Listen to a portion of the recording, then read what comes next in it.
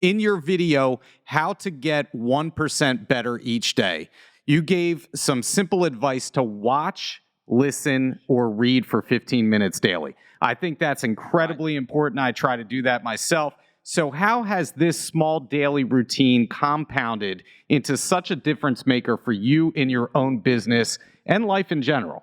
Yeah. And Jason, it's made all the difference. And the other thing that it's done is I get specific on something I'm trying to learn. Sometimes it's for 1 week. Sometimes it's for a month.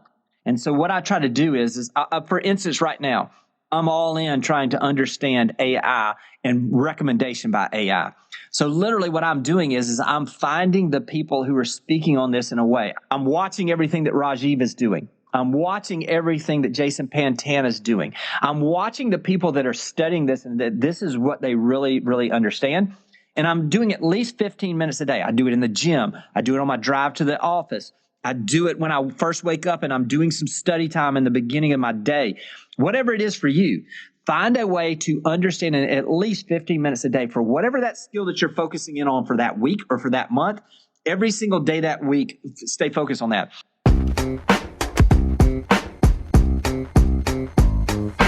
Hey everybody, this is Jason Ostrowsky, and welcome to another episode of the Everything Real Estate Podcast.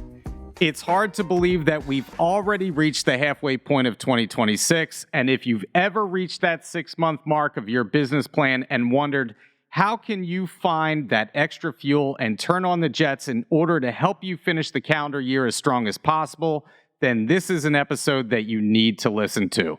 Joining me today is one of the most respected thought leaders in the real estate industry and someone I turn to whenever I need some sound advice and extra real estate motivation. His name is Jimmy Burgess, Chief Coaching Officer for HomeServices of America and the BHHS Network. Jimmy has helped countless agents elevate their businesses through proven strategies, practical coaching, and a relentless focus on what actually moves the needle for your real estate business. And in today's conversation, we're diving into how to perform a meaningful business audit, along with some sound advice and extra tips from Jimmy on how to elevate your real estate business to the next level. I'm always excited to have Jimmy on the podcast with us, so let's get right into the conversation with the man himself, Jimmy Burgess. He is the hardest working man in real estate. I think that's fair to say at this point. I don't know anybody that works as hard as this guy does for as long as this guy does and puts out the incredible content that he does. His name, of course, is Jimmy Burgess. Jimmy, I'm so excited to have you back on. It's been a while. I was saying off camera that I think this is like our 5th time together. But anytime that I can have you on here and speaking to our agents, it's always a win for everybody involved. So how you doing down there? Man, I've been missing you, brother. I mean, it has been a little while since we've done this. Yeah. And I just always love being with you. You know, before we got on camera, I loved just watching, how the work that you've been putting in, some of the work I've been putting in, how it is bringing value to agents. And so, listen, I know doing these things is not easy. I know you're rushing out to get another offer while we're, after we do this. So I just appreciate you taking the time and really investing in helping other agents. And man, just thanks for having me, Jay. Well, like I said, it's always good to see your face. And since we're at the halfway point of the year already, I mean, I can't believe how fast this year has gone. I wanted to give our agents some food for thought and some tips and pointers that you and I could go over, talk about the midway point, and talk about what agents can do in the second half of the year to really finish the year as strong as they possibly can. So I'm going to kick it off with this.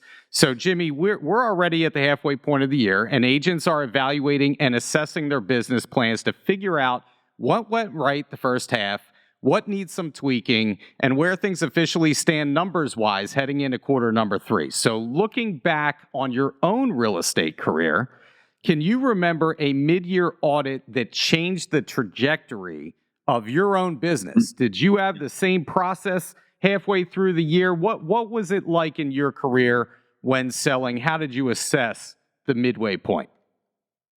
And let me say this, I didn't always do it this way. Man, I made the mistake. So I learned some of the hard ways and just refined it over those 25 years of sales.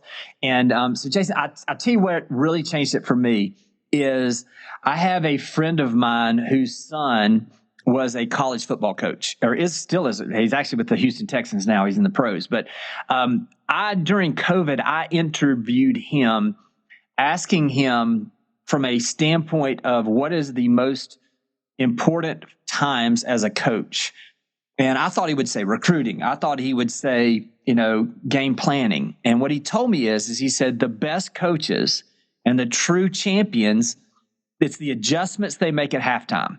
It is what do they do to evaluate what worked, what didn't work.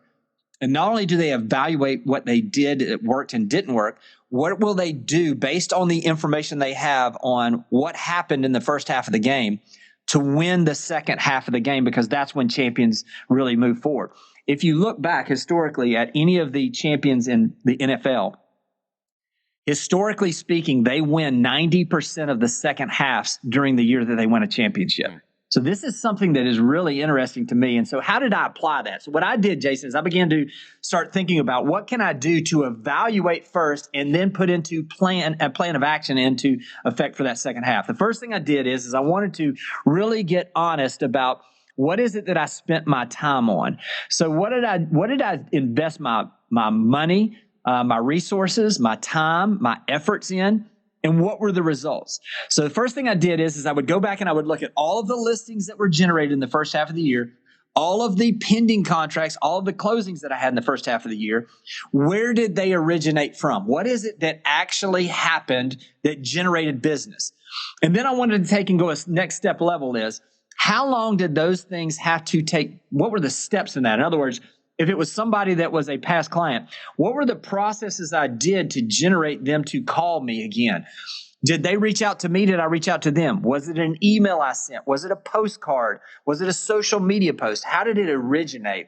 And I got really granular on what worked in the first part of the year.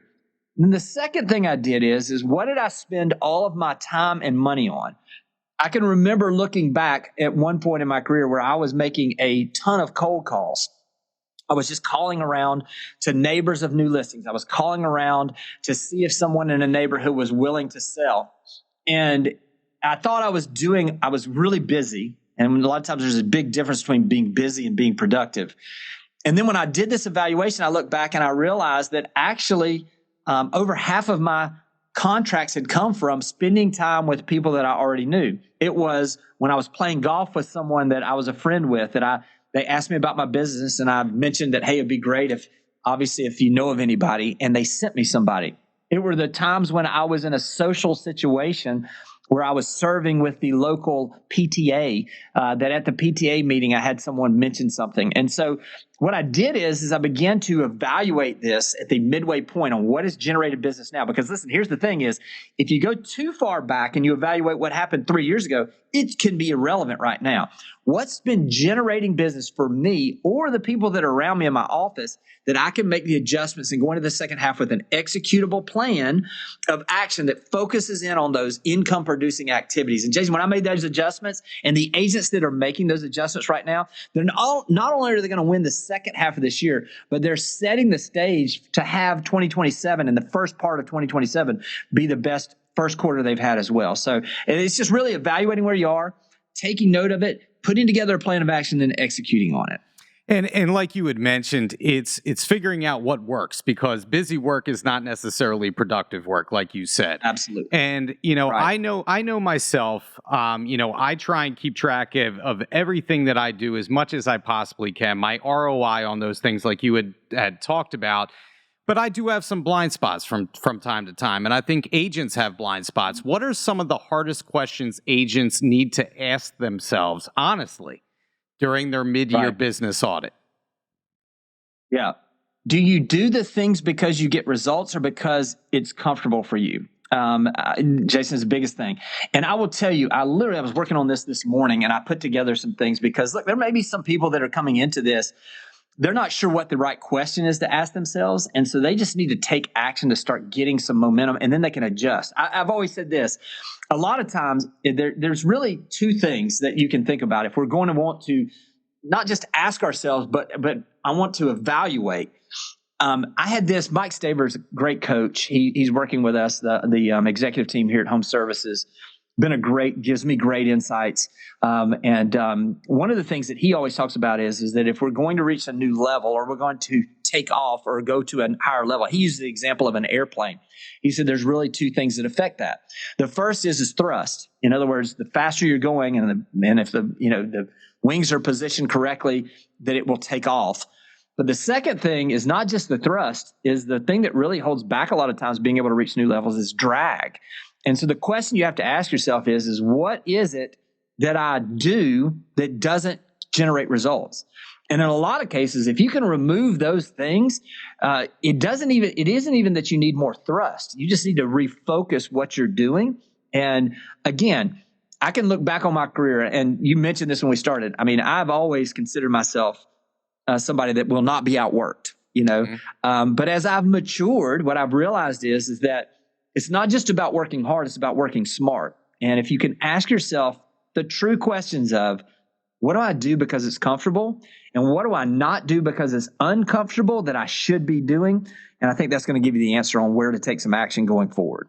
Yeah, I know that there are things that I do. I am very well aware of what I'm uncomfortable with. I mean, starting this podcast was uncomfortable, but you see where it leads to, down the line, and you get better at things. And so I think we judge ourselves and we don't give ourselves enough grace many times to be bad at something before we can be good at something and propel our careers forward. So, one thing that I want to touch upon is assessing your mid-year. If you're not having the first half of the year that you wanted to have, a lot of agents will panic.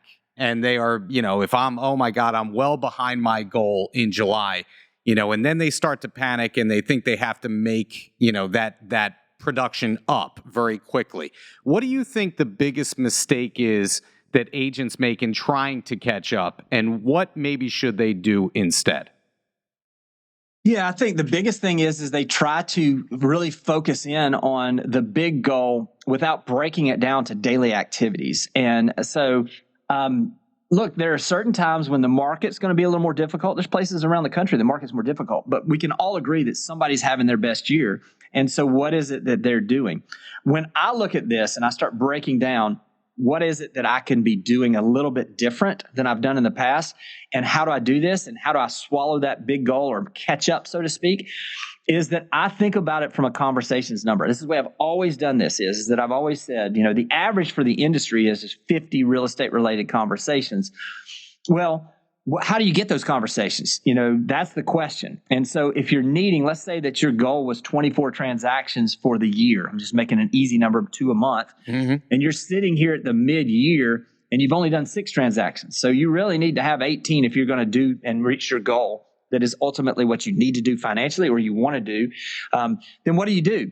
Well, we need to, as we talked about, remove some of the things that are not working and then get really focused and hyper-focused. So when I set out my annual goal of 24 transactions, I typically break it down this way. I understand that 50 real estate related conversations on average in our industry generates 1 transaction. If I'm doing that and I'm saying I want to have 24 transactions, 50 times 24 tells me we're going to need 1,200 real estate related conversations for the year. Now, if I'm at the mid-year and I've not received this and I need 18 transactions, now I can start re-breaking this down. And instead of having to have, I said the 1,200 per year, that's 100 per month. Well, over the next 6 months, in other words, I'm going to need to have 900 conversations. I'm going to need to have that based on 50 to get to those 18 transactions. So I'm going to ramp that up, break it down to a monthly basis. I'm going to see that I need to have 150 per month for these next 6 months. I'm going to break that down that on a weekly basis. If I'm basing it on 4 weeks, then I'm going to need to have somewhere in the neighborhood of around 40 conversations per week, roughly, that I'm going to have. So that's going to break down, in the neighborhood of 8 per day. Now, how am I going to break that down if I'm going to work 5 days? So how am I going to get those? That's where it really focuses in on breaking this down and understanding that the law of averages is going to work out. So you trust the process. I don't know how I'm going to get to the end of the year with that unless I understand that today I had 8 conversations. Tomorrow I have 8 conversations. They start compounding these real estate related conversations. They can come from a couple places. If you're looking to build momentum right now, I'd break it down to really a couple of places. Number one, if you're really wanting to build momentum and you're wanting to make up some time, Become a open house machine. Get in front of where the people are walking in the door as much as possible. You can make that your office for that 2 or 3 hours that you're having those open houses, but it's a way that brings people to you instead of you chasing them. They're walking in the door. The second thing is the unsolicited video CMA. I've talked about this forever. Do one a day. It's an outbound way to generate and provide value. And I promise if you do it consistently every single day, it's going to generate some real estate related conversations. The next step is that we have never had an opportunity that we have right now to be recommended by AI or the algorithm on social media that costs us $0 if we do it correctly, can generate opportunities for us because it's putting our content right in front of the right people. I would go into AI and I would ask it, what's the 100 most asked questions for real estate buyers and sellers in whatever your city is? And then I would answer those. I would actually provide value. And it's going to have 3 audiences on social media. It's going to have the potential buyer or seller that's going to see it, which the algorithm should do its job and put it in front of people. It's going to have the ability to put it in front of people that you're connected with or that have watched your content in the past that maybe they aren't thinking about it, but they would recommend it to someone. And then the third leg of that is it's going to have the ability for AI, based on you answering those questions, to begin to recommend that and put it in front of the potential prospects that maybe you've never talked to before. So those are the 3 things right now to reevaluate, to get back on track, to build some momentum that I would be doing right now, Jason, to really launch yourself into this second half of the year. Well, I want to touch upon a couple of things that you said there. One is, if you're around long enough in this business, you realize that real estate really is a game of numbers. And you broke it down basically to the nth degree of how many calls do I need to make per day, or how many people do I need to get in front of me per day. It's really easy. The more you do, the more people you connect with, the more business that you're going to do. And you set it up where you're working your way backwards from the beginning of the year down to the daily, and how many people do I need to reach out to. The second part is that AI search. We're going to get into that.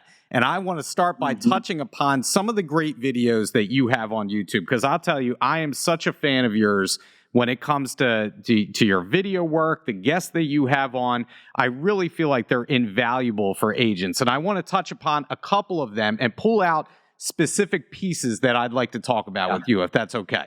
So in order to make the most of the second half of the year for our agents, I want to talk about first, and like I said, I'm going to mix and match these. So in your video, how to get 1% better each day, you gave some simple advice to watch, listen, or read for 15 minutes daily. I think that's incredibly important. I try to do that myself. So how has this small daily routine compounded into such a difference maker for you in your own business and life in general? Yeah. And Jason, it's made all the difference. And the other thing that it's done is I get specific on something I'm trying to learn. Sometimes it's for 1 week, sometimes it's for a month. And so what I try to do is for instance, right now, I'm all in trying to understand AI and recommendation by AI. So literally what I'm doing is I'm finding the people who are speaking on this in a way. I'm watching everything that Rajiv is doing. I'm watching everything that Jason Pantana is doing. I'm watching the people that are studying this and that this is what they really, really understand. And I'm doing at least 15 minutes a day. I do it in the gym. I do it on my drive to the office. I do it when I first wake up and I'm doing some study time in the beginning of my day. Whatever it is for you, find a way to understand in at least 15 minutes a day for whatever that skill that you're focusing in on for that week or for that month. Every single day that week, stay focused on that. I'll tell you, Jason, this is something I've learned since actually publishing that I've really put into practice. It's one thing to understand and learn it. It's a whole other thing to put it into practice. So what I've done in an adjustment to that since I did that article is that I do 4 days of learning now, 15 to 30 minutes, and then I take every Friday and I take action for 15 to 30 minutes. So in other words, I don't want to just learn it. I want to put it into practice. And I want to learn for 4 days, put into practice for 1 day. So in other words, like right now, I'm learning on AI search. What I'm doing then is I'm taking the AI search that I'm learning about and I'm testing it. I'm running trial reels myself before I ever recommend something to an agent on what they could do. I'm going in with agents that I'm coaching and I'm giving them recommendations, and we're testing these things to see how they result with split testing or with 2 different posts specifically on how to get recommended by AI. So those are the things that I'm doing. Jason, you're the same way as I am. I don't ever want to tell somebody to do something that I haven't first done.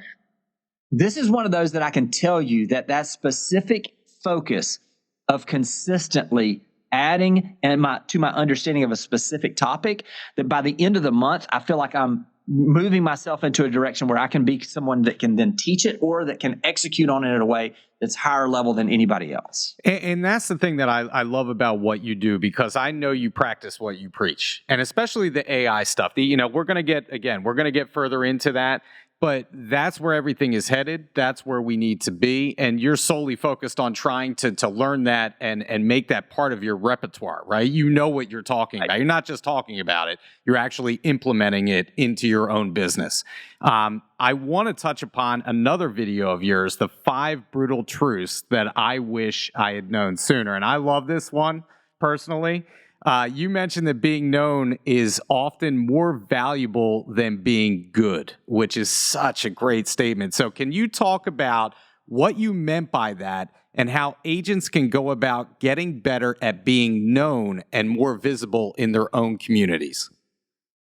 Yeah, and I think sometimes this is it can be, if it's done incorrectly, cringy, I guess you could say, Jason. It's one of those where I think it makes people uncomfortable because most people are brought up to, and we're taught in school to color inside the lines, to speak when asked a question, to not stand out, to fall in. It's kind of what society teaches us. And in reality, it's the opposite of what we need to be doing in our business. And so when I'm thinking about this, I can tell you, I can think in my head right now, I can think of 2 specific agents in our office who know everything possible about how to get a home ready to go on the market.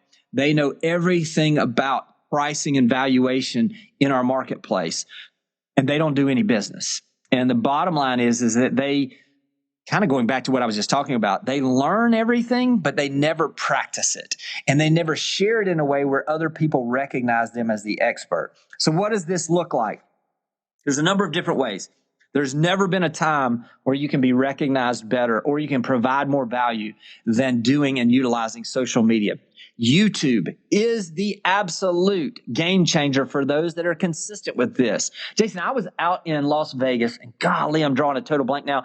I did an interview with her, so it's going to be a video that's coming up. This is someone who has been in the business for, I think she said 25 plus years. She is at a point where she knows that everything she's done in the past is not necessarily going to get her, that's got her here, is going to get her there. Mm-hmm. So 18 months ago, she decided to dominate a specific neighborhood, and she decided to utilize YouTube for this. Now, her comment was that she was mature enough in her business to understand that it wasn't about the things of numbers of views. It was about the quality of views. So she didn't get caught up in all of the things of, well, this only got 90 views. It got 90 views by the ideal people. And what's happened is that in the last 18 months, from her starting doing 1 video a week about her specific neighborhood, the amenities, specific floor plans, what's coming, activities, past sales, future opportunities, all of these things that she's done on videos, she's generated over $200,000 worth of GCI. Wow. By getting known as the expert in that neighborhood through YouTube. So utilizing social media, utilizing the opportunity with YouTube, and then also don't sleep on direct mail and email marketing to those areas. Those are opportunities that also create a great way for you to become known as not just the resource, but the source of information for that specific neighborhood in that area. And look, here's the thing. I mentioned those 2 people that I know who are probably some of the best at staging a home, someone who understands pricing better than anybody that aren't doing any business. I will tell you, I also, on the flip side of that, know a couple of agents that are killing it in this business that really are probably not the best agents. They just have the most exposure, and they're recognized by the most people, generating the most opportunities, and they continue to get better because of the reps they're doing. But ultimately, it used to be the most professional person wins. Right now, it's the person who is known the most gets the most opportunities and ultimately wins the most. I mean, that's just the truth of the matter. And I think that's a universal law nationwide, Jimmy, that, Absolutely. Just because you're known does not mean that you're at the best at what you do. Like you said, Correct. there are some agents that I know that are just top notch, and you just wonder, how are they not doing more business? And it's because of this factor. And I want to touch upon YouTube real quick, because actually Noah in the back here and I were talking about this prior to coming on, that YouTube is kind of like my white whale and my dragon that I'm trying to slay right now. And for that reason, and we had Colby Anderson on. Obviously, you know Colby a couple weeks ago, and I just fell in love with the community videos that he was doing, and I'm like, that's my template. That's what I need to do, and so I'm working on constructing those to put on YouTube to get the right viewership, get the right people in that area looking at my videos to drive my business. I feel like there's so many agents that are not utilizing YouTube in the right way, and I think that's a space beyond AI where I feel like a lot of agents are leaving a lot of meat on the bone. Would you agree with that? Not only that, Jason, it is now YouTube is the most number one quoted by AI. It's the reference point for AI where it's finding the answers. So I'll use Colby, for example. Colby's a great example of this. He is not just doing it for YouTube as well. He's taking the same video and he's clipping it and putting it on TikTok, on Instagram. I don't know if he told you this, Jason, because I haven't seen that interview yet. But when Colby was first started doing videos, he and I were talking about this, and I was like, man, you got to get on TikTok. He's like, I wasn't even on social media 18 months ago. I'm not getting on TikTok. The Chinese, they want my information. I was like, I'm telling you, man, they don't care about you. But just get on there. It has the best AI algorithm search that will put you in front of the right people. He did that. He took one of those community videos, he put it on, and on TikTok. And that video in the first 9 days generated over 100,000 views. It's incredible. On a specific neighborhood. When we broke that down, that gave him the opportunity. And we took the average watch time on the TikTok video times the number of views in those first 9 days. It was for every second of real time, he was getting a second and a half of people watching him talk about that neighborhood and talk about the amenities and the opportunities for real estate in that neighborhood. So that is what we would call operating and marketing faster than the speed of time. And here's the thing. He spent about $300 getting that video shot. You could probably get it cheaper than that. We're a pretty expensive area on this 90-second video he did. But that generated literally that many opportunities and views that set him apart in that neighborhood that will continue to give him value going forward. Again, it's going back to who knows. It's not just about what you know. It's who knows you and references you as the person who is the person they see as the resource. Colby's a perfect example of that. I would suggest going and following him on social media, following what he's doing on YouTube, because it's going to give opportunity for people to see people that are doing it the right way right now as well. He does an amazing, amazing job. And like you said, I'm thinking about the investment. That is a relatively incredibly small investment to get that kind of return. And that's the power of social media. That's the power of YouTube. We need to take advantage of these things where we can. So, all right. So I saved this towards the end, but you have referenced this several times. We're going to dive into AI search a little bit. And so I think in the AI space, I know that agents get tired of talking about AI all the time now, but I think there is one topic that's incredibly important, and that's how do you get recommended by AI online. So in your video, 3 skills most agents learn too late. The third skill that you talked about is the importance of being recommended by AI and how to go about doing that. So Jimmy, what are some simple steps that agents can take today to show up on an AI recommended search in their area of expertise? Yeah, and let me give you a couple of reference points here also, Jason, because I think it's important from that standpoint, because this is something that is going to, you can improve it very quickly, but it's the compounding effect of the consistency of what we're going to talk about. The first thing is to start off with your your bios on all of your social media, on everything you're doing on YouTube, on your website, and have some consistency that they're written correctly. I don't know the name of it, but I know that, for instance, when we're looking at some of this stuff, Rajiv has written like a bio, where you can just plug in the information. It'll ask you a series of questions and you can get that. Go search on Rajiv for that. I think it's bio, it's the AI bio something. I've used that. I've used that myself, actually. It's the low-hanging fruit, He takes the question marks out. If you're not sure, though, I'm going to give you a tool that I've been utilizing. I used it this morning. It's called promptcowboy.ai. Promptcowboy.ai and there's a free version there where you can come in and you put in and tell it what you'd like to have as far as you'd like to prompt to get the best information. So you could simply go in there and say, I'm trying to be recommended as a real estate agent by AI. I want to organize my bios on my social media platforms as well as on my website, as well as on Zillow, Realtor.com, whatever you want to do. And then just say, can you write me a prompt that will help me get the best output possible to position myself to be the agent that is recommended in my local area, whatever, and you give that name of that area.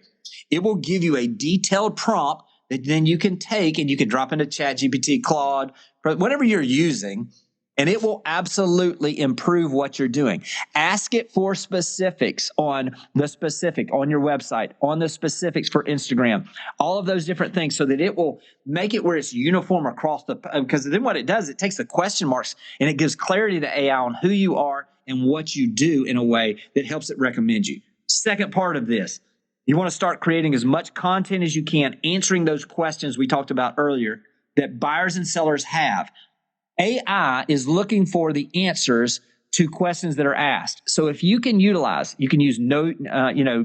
a report. Haro, help a reporter out. There is different sites out there. You can just go into Google and ask it, what are the questions that people are asking? You can ask AI, what are the 100 most likely asked questions by buyers and sellers in your marketplace?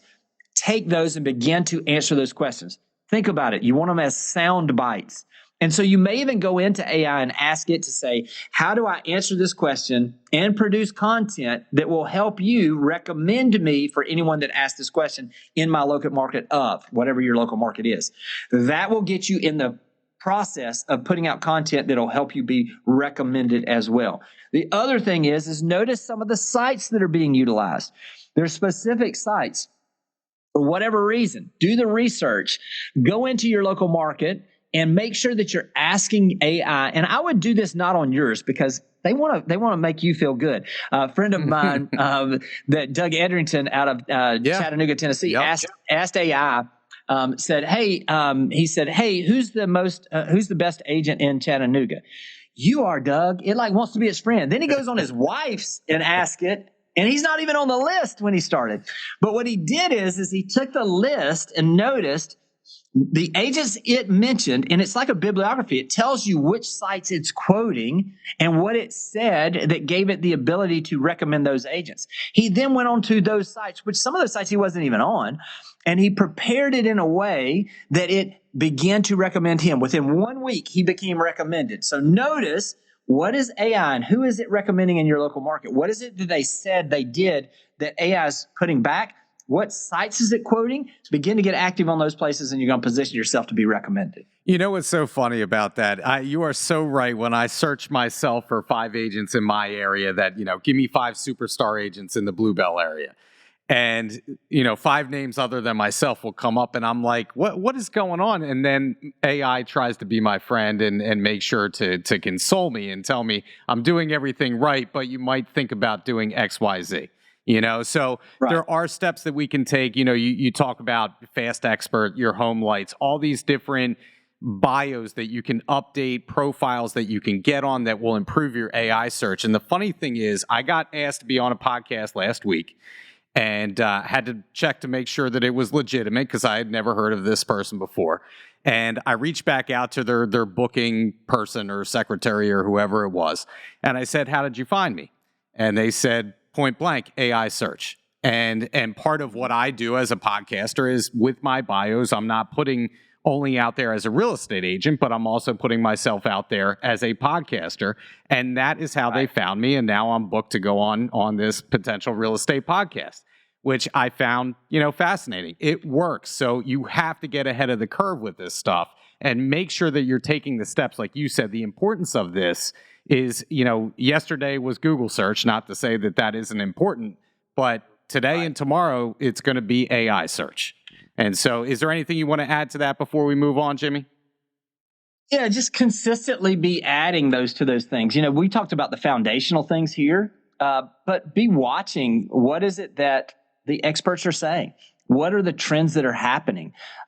Consistently be going back and seeing if you're still recommended or if there are new sites that are popping up. What is it that you can do? And I would get more specific, Jason, too, is like, it's one thing to be recommended in the Bluebell area, but it would be totally different for whatever your farm area is to be recommended in that farm. So I would even get a little more granular on just the wide area of just the area you're in. And what are the specific niches that you can be recommended for? If you service first-time home buyers, if you help transferring, military folks and you specialize in VA loans, whatever it is, whatever specialty you have, implement that, because it's way easier to get recommended for specific things than it is the general area as well. That's some great advice right there. So get granular is the point. So, all right. So I want to reference one of your last videos that we're going to reference today, and that is 5 visibility strategies that help agents become the only name that prospects remember. And I love this video as well. And in that video, you mentioned the 393 program. So I want to touch upon this with you. And can you explain what that is and how that can make a huge difference in an agent's business moving forward?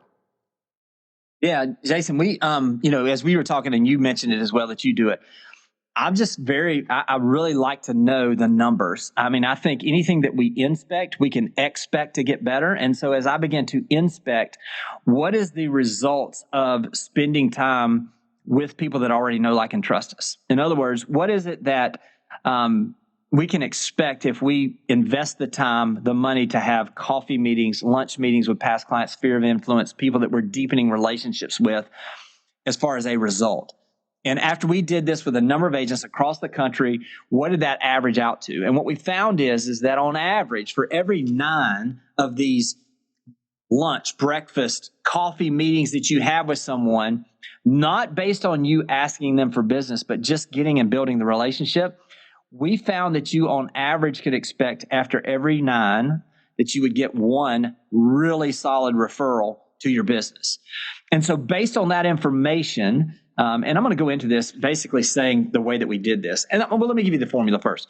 So we thought, okay, if we're wanting to generate over the next 9 weeks, three really strong referrals, then we needed to have 3 of these meetings per week for 9 weeks. And we're going to generate 3 prospective referrals on average. Again, we're doing this consistently over the next 9 weeks. This is a stretch. Look, I think you can do anything over a short period of time. So I'm a big believer in not saying I'm going to do this forever. I'm going to do this for the next 9 weeks. I'm going to really be focused in on this because these referrals are typically going to be high quality. They're going to be ready to take action, or they're going to be someone that we don't have to prove ourselves to because of the referral and the recommendation. We already have the recommendation as at a place where they trust us. So what we did on this is these are what these meetings look like. We went into that and just asking them how the family is, what's going on in their life. And then there was a specific question that we always wanted to ask, and that was, what is it that I can do to support you, your family, whatever it is you love, your business right now that would be helpful for you? Now, this may be that you're, and if they don't say, well, nothing right now, it'd be like, could I write a review for your business? Is there an organization that you really love that maybe I should know a little more about? What's going on with your kids, and what's happening with them? Figuring out how we can support them and then taking action on it. That's going to trigger the law of reciprocity. And by asking that question, the natural next question they're going to ask to you is, well, what can I do to help you? And there's going to be 2 things specifically we're going to do there. We're going to say, well, listen, if you haven't had a chance to give us a review, I can send you a link. I'd love for you to do that. It'd be super helpful. But obviously, our reputation is built online these days. And so we're in the review economy. It'd be great if you could do that. But more importantly than that, I just want to thank you in advance because I believe that in the next couple of weeks, you're going to hear of somebody that's getting ready to sell their house. They've got a job transfer. They're wanting to, they found out they're going to have a new baby and they need a bigger house. Or you're going to find somebody that is talking about buying a house in the area. Maybe it's somebody that's transferring in to work with your company or something along those lines. I just want to thank you in advance for doing a text introduction between me and that person so that I would have the ability to earn their business. That'd be the best thing you could do for me is just a text introduction to anybody you hear that's thinking about buying and selling. And I would greatly appreciate that. And what we've done is we've been very specific. A text introduction. There's a difference in them saying, you ought to call Jason, than them texting you and that prospect say, I want to make an introduction. And by doing so, now you've got the ability to follow up with those folks and say, hey, thanks, Jason. Really appreciate that. Just wanted to make sure that any friend of Jason is a friend of mine. And I'll just know that I'd love to see if there's any way I can support you and treat you like family. That will go a long way in generating these. And what we've found is that when we do this for 9 weeks straight, we do 3 a week for 9 weeks, we are on average generating 3 potential very strong referrals that are going to lead to business over the next 60, 90 days as well. So that's the process, Jason. And it's a way to really build some momentum with the people that already know, like, and trust you. It's such a simple thing to do, right? It's just actionable steps that you need to take. And like we talk about that game of numbers, but I love the law of reciprocity. And that is so true. If somebody said that to me, what can I do to promote your business? Of course, I'm going to ask them back, what can I do to support you? It's such a simple thing, but such a powerful thing that you can do when you meet up with people. I absolutely love that. So that's why I wanted to touch upon that. Heading into the second half of the year, this is something that every agent out there can do. It's easy. Start setting up those appointments with your clients. Take them out somewhere and use this technique. It's absolutely awesome. All right, so a couple questions I want to do to finish up this podcast with you. Now, I did not send this to you in advance, all right? So this is going to be off the cuff, and I wanted this to be spontaneous. What is the one tool, app, or skill that real estate agents need to take advantage of for their business right now? All right, let me give you skill. Let me do all of them. Let me do skill and app. All right. Skill is an understanding of how to utilize AI to maximize the opportunities to have conversations. That could be getting recommended. That could be doing social media better. This is the blue ocean of opportunity that is out there right now that is only going to continue to be enhanced as we go forward. You know, you hear the typical, everybody says it, I've said it so many times. AI is not going to replace, real estate agents, but the people that use it are going to be the ones that absolutely outpace those that don't. That's absolutely true. But let me just say this. I believe it's exponentially important right now for you to understand how to utilize AI in your business. How do you utilize it to prepare your MLS descriptions? How do you utilize it to get recommended by AI? How do you utilize it to help you put together systems that once a listing comes in, this is the checklist that you utilize? All of those things are critically important. So that's the skill I would develop is how do I utilize AI at its highest level in my business? The app that I love right now, and I've used this forever, is I love BombBomb. Now, if you don't know what BombBomb is, it is a tool that actually gives you the ability to record a message that is embedded into your email where it's a video message. You can use it on text. You can use it in these. It personalizes your messaging. And let me just say this. People don't do business with emails. They don't do business with text. They do business with people.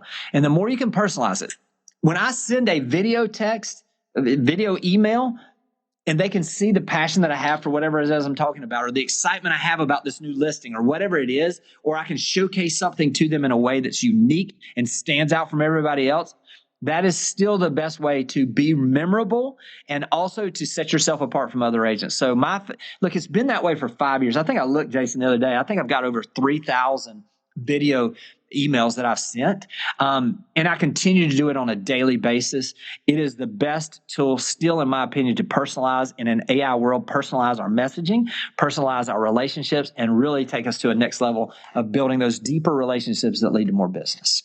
I want to give a shout out to my guy down in Ocean City, Brian Logue. He sends out fantastic BombBomb videos that are just, they're amazing. He does a great job. He's gotten so good at it. Market updates, just personal emails. It like you said, it's personalizing something. It's not just so sterile as to be just a text message. I know me personally, how I utilize BombBomb is with every single offer, and I mean every single offer I send out representing a buyer, I put a video message to the other agents potentially that I would be working with on the other end, give a quick synopsis of what that offer is going to look like, and just say, hey, listen, I'm looking forward to working with you.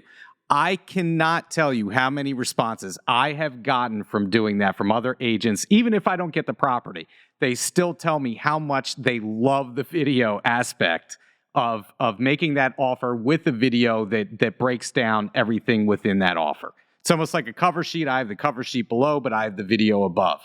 And that goes a huge way to helping my clients stand out and actually win out when I'm actually submitting an offer. So last, can I give you one step go with ahead. that? Yeah. Let me give you something that I've utilized over the years, and it's been super effective, is that I will include in that, or the first call that I make when I know I'm going to get an offer with that agent. And I will say this, I will say, hey, there's going to be one co-broke this year that's your favorite person you worked with. It was the smoothest transaction. It was the one where the person on the other side, in this case me, didn't let emotion overrun, and understood that we both have to represent our clients, but we are both working with a seller that wants to sell and a buyer that wants to buy, and we're going to do our best to not get in the way of that. I want this to be the transaction that at the end of the year, you look back and I was the favorite agent you had to work with.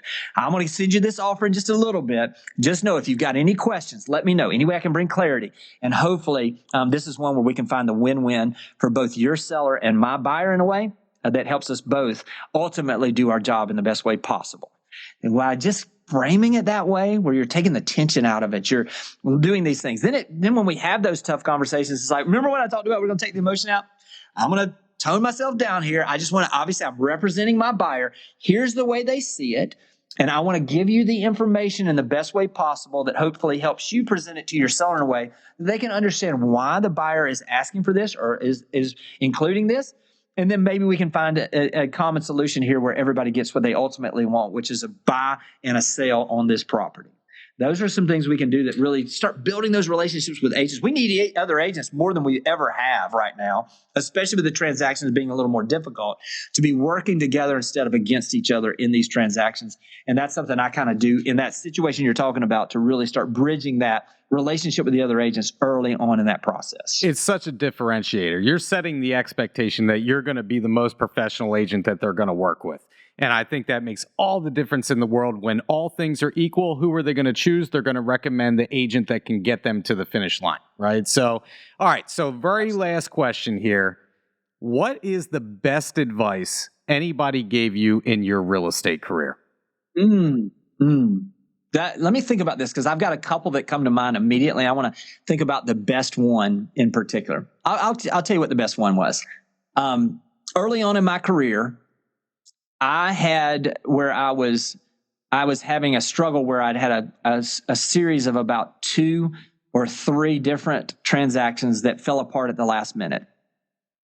And as I evaluated how I reacted to those, it stopped my momentum because I just continued to beat myself up. I wondered if I should even be in this business. And I had an agent / coach for me, mentor for me, that came to me and said, you have to focus more on the process than the results. And when you focus on the process, you understand that it's just part of the deal.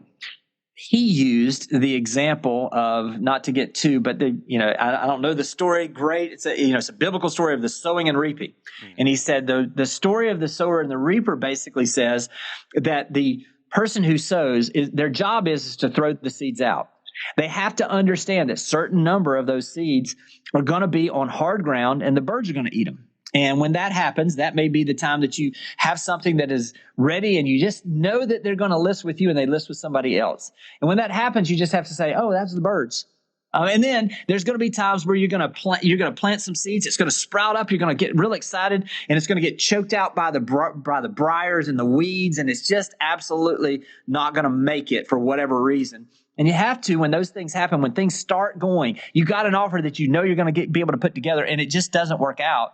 You have to, when that happens, say, oh, that's just part of those that are going to get choked out and they're going to die in the sun or by the weeds and the briars.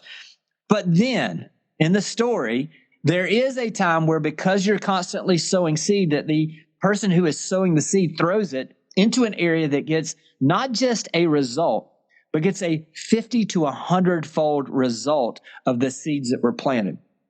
If you trust the process and you understand that, yes, there are going to be those times when things aren't going to go your way, when you needed that transaction and it doesn't close at the end, if you'll just keep sowing the seed, ultimately, you're going to have a season in your business where you're going to reap a harvest that is much more than the work you're doing. But it is a process, and you have to understand that they don't come separately, they come together.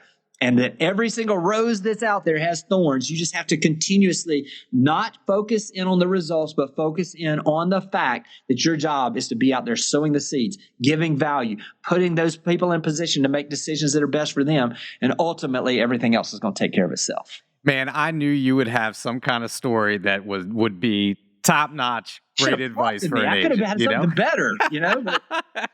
Well, listen, that was spectacular. I just remember... someone told me very early in my career, and I think it's the best advice. We talk about being uncomfortable. I was just beginning my career, had no clue what I was doing. I was afraid that if my clients wanted to write an offer, I wouldn't know what I was doing, and I was begging them not to like a property so I wouldn't have to put myself in that uncomfortable position to actually write something. And an agent came up to me and said, how you doing in your business? What are you working on? And I would say, I'm doing this and I'm getting this mailer out. And he could see right through me and said, no. You learn by doing. So just get out there and do it. And that was the best. To this day, I still remember that advice. It's the best advice that anybody ever gave me. And when I think about starting something new and I get, a little, not scared, but a little, I guess, apprehensive about something, I realize that everybody had to start in the same position that I'm in. And that, give yourself a little time to learn a new skill and you'll be a better person for it. So that was the best advice that I ever got in my real estate career. So anyway, Jimmy, I'm going to let you go, man. I love seeing you. I love talking to you. And I hope to see you down at Summit this year. I'm going to be down there at the Breakers. That's right around the corner for you. That's like a hop, skip, and a jump for you, right? So I'll see you down there very, very soon. And I always appreciate you coming on. Like I said, I know how busy you are. We always appreciate your time. Thanks, Jason, for everything you're doing, not just with the podcast, but for the industry as a whole. Really, truly do appreciate you. Thanks, Jimmy. Right back at you. Thanks a lot. I'll talk to you soon. That's it for the podcast this week. I'd like to thank Jimmy Burgess, as always, for joining us for this episode. We will be back in a couple of weeks with a new topic, a new guest, and as always, if you want to hear something that we haven't covered yet, please reach out to me, jason.ostrowski@foxroach.com. And if you haven't liked or subscribed to the podcast yet or checked us out on YouTube, please do so. It helps us to reach more people. Once again, this is Jason Ostrowsky saying stay safe out there, stay selling, and we'll catch you on the next episode of the Everything Real Estate Podcast.